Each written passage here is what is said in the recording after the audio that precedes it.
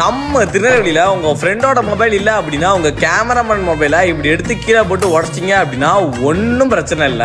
Junction Aravind ஐ hospital பக்கத்துல இருக்க சனா மொபைல்ஸ்ல உங்க மொபைலை கொடுத்தாலே போதும். ப்ரோ என் ஃப்ரெண்ட் போனை கீழே போட்டு உடச்சிட்டா ப்ரோ, டிஸ்பிளே போயிருச்சு, கொஞ்சம் நல்ல டிஸ்பிளேவா மாத்தி கொடுங்க ப்ரோ அப்படின்னு சொன்னேன். சொன்ன மாதிரியே சூப்பரா கண்ணு முன்னாடி முழுசா 30 நிமிஷத்துல 6 மாசம் வாரண்டியோட நல்ல டிஸ்பிளேவா மாத்தி கொடுத்துட்டாங்க.